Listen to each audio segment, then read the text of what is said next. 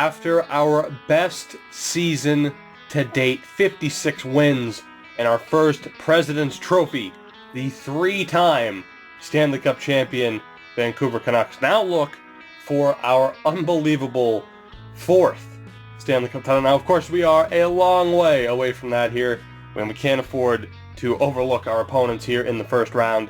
The Vancouver Canucks, the Minnesota Wild. The Minnesota Wild in the first round. Getting a look at our team here. I'm not going to go in depth because I want to keep this short, but you guys can kind of see who underperformed, who did what, and all of that. As far as goaltenders go, same situation as last year, really. Demko had a pretty good season. He's up to an 87 overall, once again, a 922 save percentage.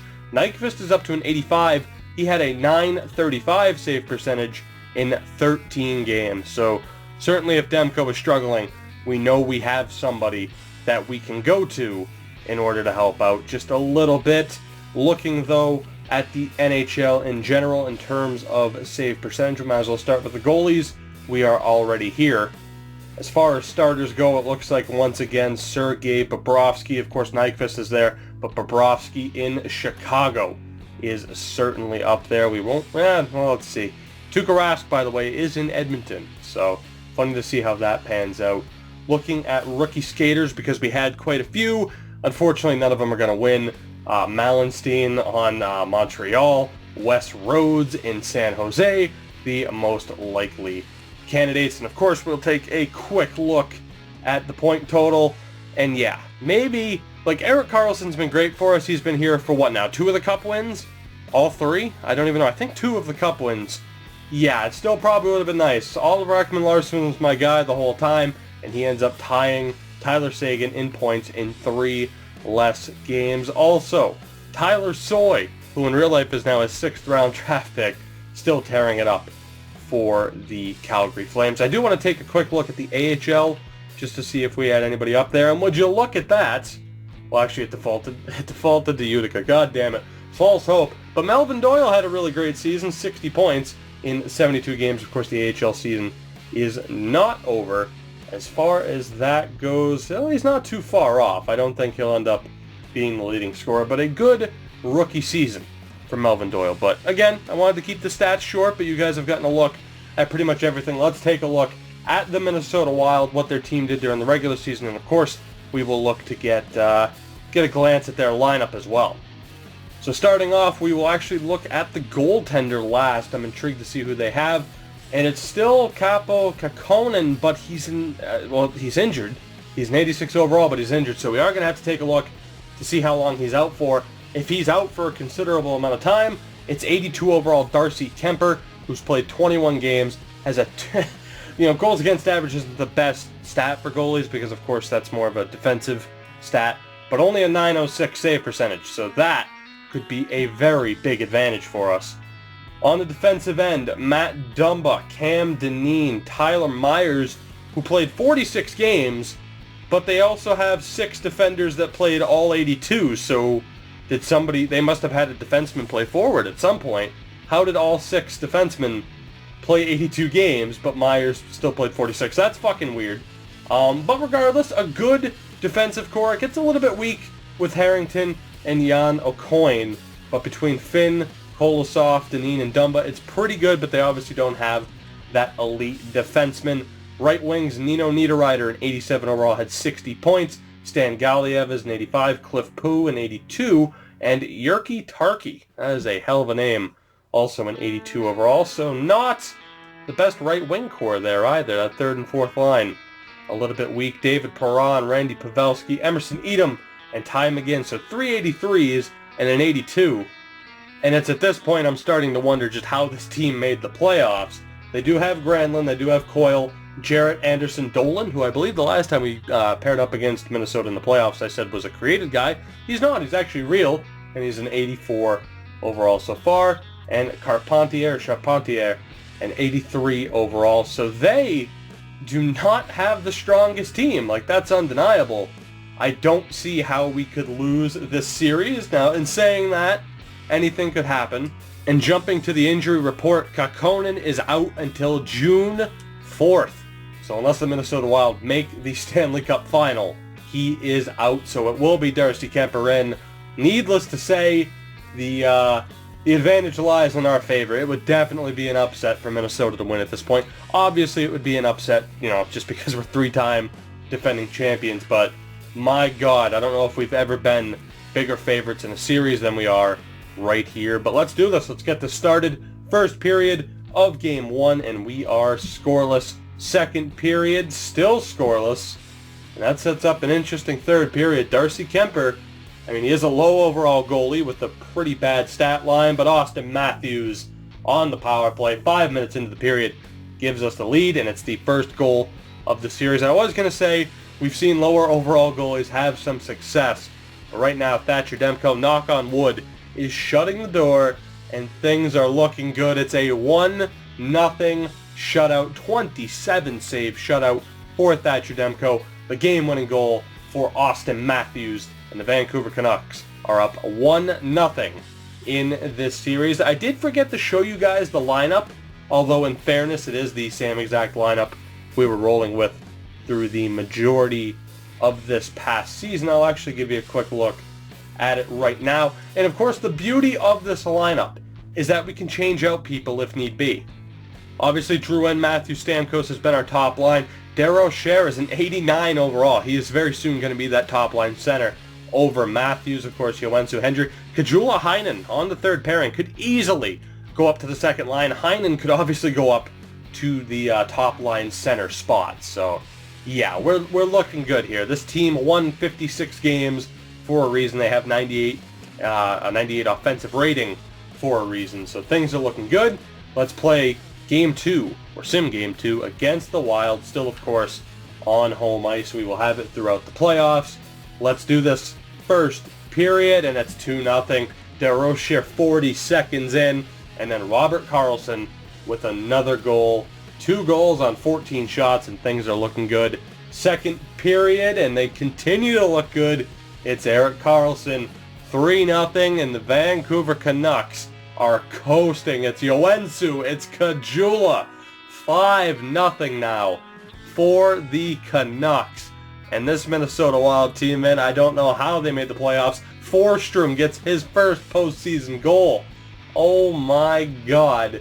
6-0, Charlie Coyle ruins the shutout, but it takes 5.5 periods of hockey for them to finally get a goal past Thatcher Demko. David Perron adds another one, but it is a 6-2 final, 39 shots to 20 in our favor.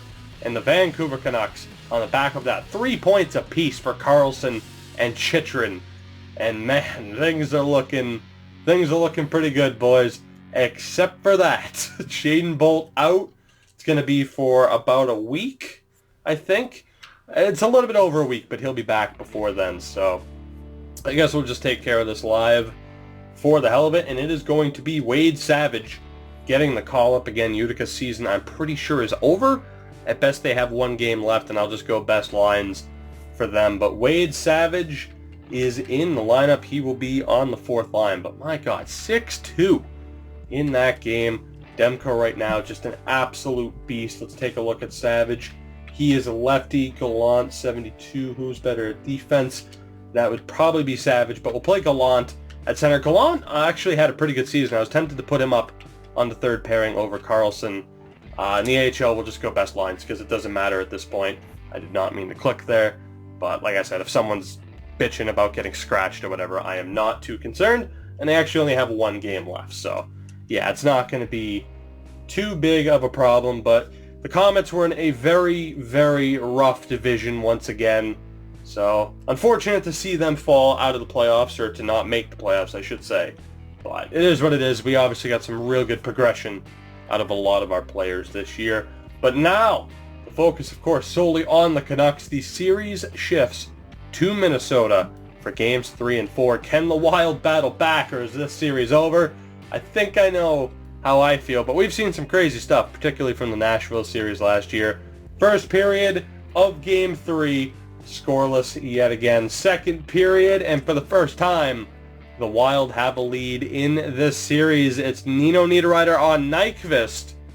I'm not sure why it was on Nyquist, but the Wild have their first lead of this postseason, and all of a sudden now 28 shots, we still don't have a goal. Power play for the Wild, they score, it's Cam Dineen, and we're in trouble here. It's Emerson Edom, 3-0 Wild, and the Minnesota Wild are going to storm back and take a game in this series. DeRocher ruins the shutout, Kajula gets one back. We're going to have an interesting finish here, and no, that's it. 2 goals on 37 shots. A little bit too late from DeRocher and Kajula. We lose Game 3 by the score of 3-2.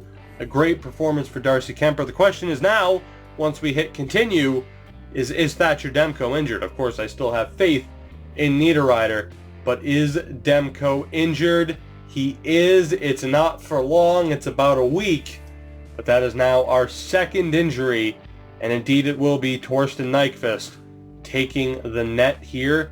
The fucking, oh my god, this is all glitched out. We're gonna have to just, actually, hold on. If I see, like, glitches like this are ridiculous. Brian Mahalik, fuck it, you'll get the call up. Why not? It might fuck with your morale a little bit, but I really don't care. Damn, I'm still just trying to process that Game 3 and everything that happened. Still have confidence in Nyquist. But yeah, Brian Mahalik will be the backup for now. We will go best lines in Utica because, of course, it does not matter. And their season is over. But a frustrating Game 3 to have to wait that long to get the goals. But moving on to Game 4 here. Of course, the AHL season is over. Let's do this. Game 4 against the Minnesota Wild. Can we bounce back, or will they tie this series? Something I certainly didn't expect to happen. First period, and we get 2 goals. It's Danton Heinen. Danton Heinen's our guy. He is a playoff performer. And Wade Savage gets what I believe is his first NHL goal, and it comes in the playoffs, so that is huge. And overall, a fantastic period. Only 4 shots for the Wild. Things are looking good, but of course, there's a lot of hockey yet to be played. Second period, and yeah, okay, the Wild are going to need a miracle here. Erik Karlsson makes it 3-0. They only have 13 shots. Let's do this. Third period. Can the Wild stage a hell of a comeback?